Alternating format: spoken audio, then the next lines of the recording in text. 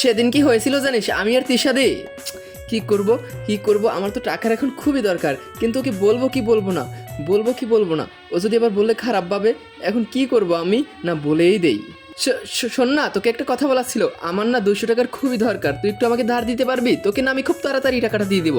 হ্যাঁ হ্যাঁ, এই ব্যাপার, এই নে ধর, তোর যখন ইচ্ছা ফেরত দিবি। থ্যাংক ইউ রে, আমি এটা তোকে খুব তাড়াতাড়ি ফেরত দিয়ে দিব। আচ্ছা তাইলে এখন আসি আমি, হ্যাঁ। আমার মাথায় 200 টাকা দাঁড় আছে, আমাকে এটা যত তাড়াতাড়ি হোক শোধ করতেই হবে, না হলে আমি ঘুমাতে পারবো না, খেতে পারবো না, বাঁচতেও পারবো না। না না বাবা, এখন বাসা থেকে বের হওয়া যাবে না, এখন বের হলে যদি ওর সাথে দেখা হয়ে যায় আর ও যদি আমাকে বলে সকালে যে টাকাটা নিয়েছিলিস সেটা ফেরত দে এখন, তাহলে সবাই আমাকে কি ভাববে, যে আমি সবার থেকে টাকা ধার নেই কিন্তু কারো টাকাই ফেরত দেই না। না না, তার থেকে এটাই ভালো হবে, যতদিন ওর টাকাটা আমি ফেরত না দিতে পারবো ততদিন আমি বাসা থেকেই বের হবো না। আমার মা যদি জানতে পারে আমি মানুষের কাছ থেকে টাকা ধার নিয়েছি, তাহলে তো আমাকে একদমই আস্থা রাখবে না, ঘর থেকে বের করে দিবে, তারপর তো অন্য একটা মেয়েকে এনে মানুষের মতন করে মানুষ করবে আর আমাকে ঘর থেকে বের করে দিবে।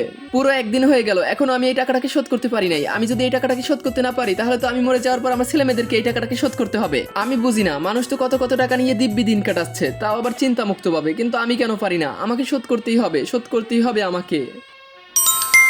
তার আগে তোমার জীবনে যদি এই জায়গাটা একবার হলেও যাওয়ার ইচ্ছে থাকে, তাহলে ভিডিওতে একটি লাইক দিয়ে চ্যানেলটিকে সাবস্ক্রাইব করে দাও আর কমেন্ট বক্সে আমিন লিখে যাও।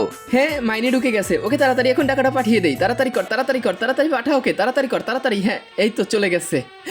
শান্তি, জীবনের অনেক বড় একটা বোঝা কমলো, আমি আর জীবনে কারো কাছ থেকে কোনোদিন টাকা ধার নিব না। তোমারও কি টাকা ধার নিলে এমন ফিল হয় আমার মতো?